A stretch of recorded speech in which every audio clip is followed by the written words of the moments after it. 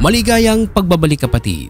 It's kapatid Alvin is here. Sa araw na ito, tatalakayin natin ang mga trahedya, kwento at pagbangon sa likod ng mapinsalang bagyong Christine. Ito ang bagyong hindi inaasahan ng marami. Ngunit nagdala ng matinding pag-ulan, malakas na hangin at malawakang pagbaha sa iba't ibang bahagi ng bansa. Kaya't samahan ninyo ako sa paghanap kung ano ang mga nangyari, paano naghanda ang mga komunidad at paano tayo makakatulong sa ating mga kababayan. Lahat ng yan ay dito mo lang malalaman sa channel na ito. Si Bagyong Christine ay nagsimula bilang isang tropical storm na unang nakita sa hilagang kanlurang bahagi ng Pasipiko noong October 20, 2024. Ngunit mabilis itong lumakas sa loob lamang ng ilang araw. Hindi inaasahan ng marami na aabot ito sa kategoryang nagdulot ng napakalalakas na hangin at ulan na nagresulta sa malawakang pagbaha sa mga rehiyon ng tulad ng Bicol Region, Northern Luzon at ilang bahagi ng Southern Luzon.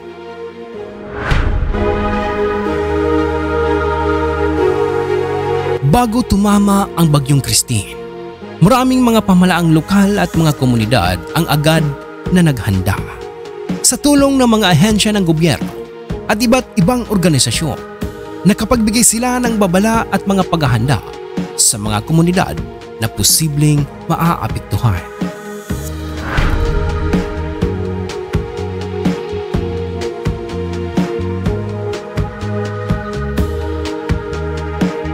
Makikita natin dito ang ilang mga evacuation centers na agad na inihanda para sa mga residente. Maraming tao ang agad na lumikas para masigurong sila ay ligtas mula sa inaasahang matinding ulan at malalakas na hangin.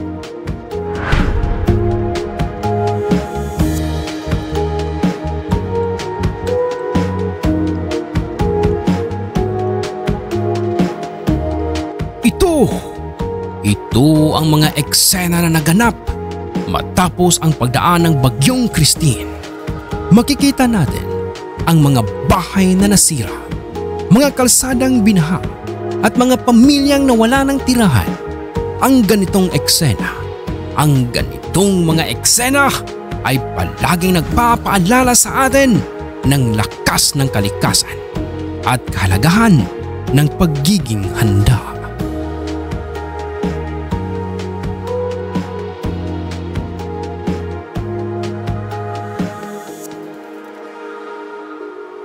Sa kasamaang palad, libod-libong pamilya ang nawalan ng tirahan at nagkakaroon pa rin ng problema sa tubig at pagkain.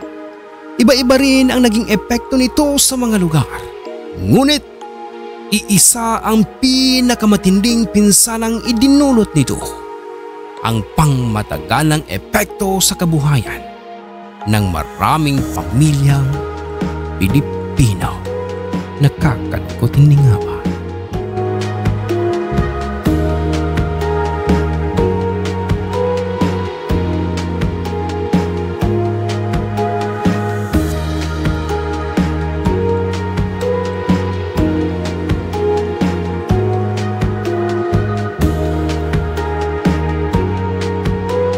Ngayon ay nakikita natin ang ilan sa mga residente na labis na naapektuhan ng bagyo upang marinig mismo mula sa kanila ang kanilang karanasan.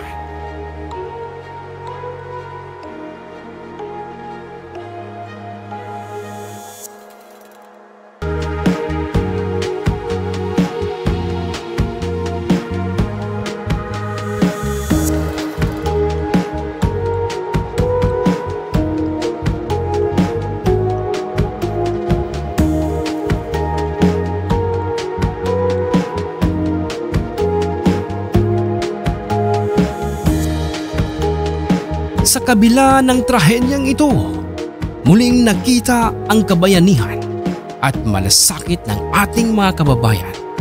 Agad na nagsagawa ng relief efforts ang mga ahensya ng gobyerno at mga pribadong organisasyon para sa mga naapektuhan.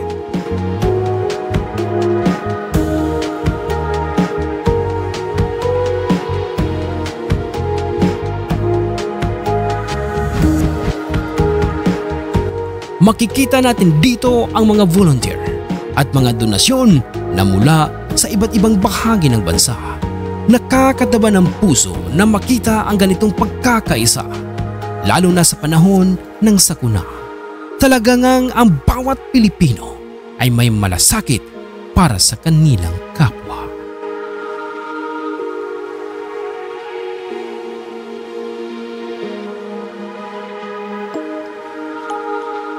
Para sa mga hindi nakakaalam na dapat ninyong malaman, para sa mga nagnanais tumulong, may iba't ibang paraan para makapag-abot ng tulong sa mga kababayan nating apektado ng Bagyong Christine. Ilan sa mga organisasyon na tumatanggap ng donasyon ay ang Philippine Red Cross, Gawad Kalinga, Tanging Yaman Foundation at marami pang iba.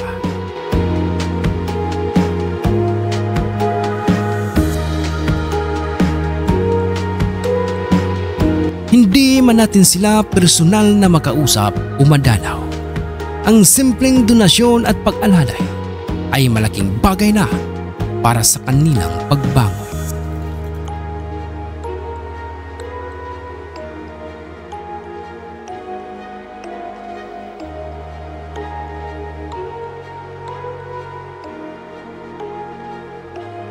Bagamat masakit ang sinapit ng mga lugar na naapektuhan, ito rin ay paalala sa atin na mas lalo tayong dapat maging handa at may kamalayan sa mga kalamidad.